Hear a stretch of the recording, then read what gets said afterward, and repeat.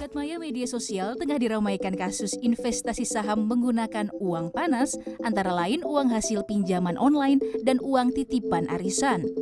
Berdasarkan informasi yang viral tersebut, disebutkan bahwa sejumlah orang meminjam uang demi membeli sejumlah lembar saham.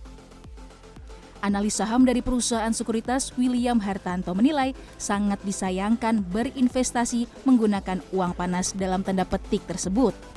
Menurutnya, jika seseorang ingin berinvestasi, maka sudah seharusnya mengalokasikan dana yang berasal dari simpanan.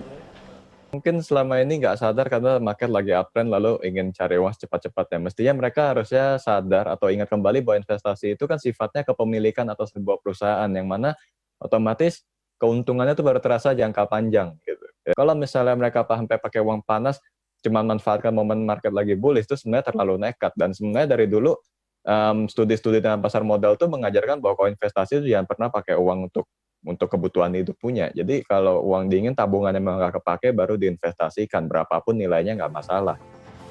Selain itu, William menjelaskan investasi pada saham tidak lepas dari risiko kerugian, sehingga terdapat sejumlah hal yang perlu dipahami calon investor sebelum berinvestasi saham, seperti market cap atau harga jual perusahaan yang melantai di bursa. Hal ini bisa menjadi pertimbangan jenis saham yang akan dibeli.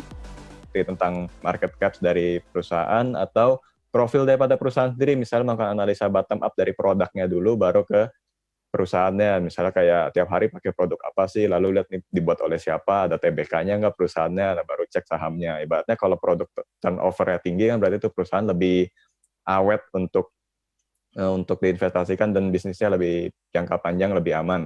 Misalnya memang mau beli saham harus selalu pahami resikonya, jangan cuma lihat rewardnya aja. Memang kalau market lagi bullish, beli saham apa aja bisa naik, tapi bullish pun ada masa akhirnya. Dari itu jadi sideways atau jadi downtrend, itu pasti bisa terjadi. William juga menyarankan setelah membeli saham, investor perlu memperhatikan pula pergerakan harga saham di dalam bursa. Investasi saham tengah diminati investor dalam setahun terakhir. Berdasarkan data Bursa Efek Indonesia, sepanjang tahun 2020 terdapat peningkatan 56% jumlah investor tunggal menjadi 3,87 juta orang. Inessa Ayuniza, Aryo Asmoro, Jakarta.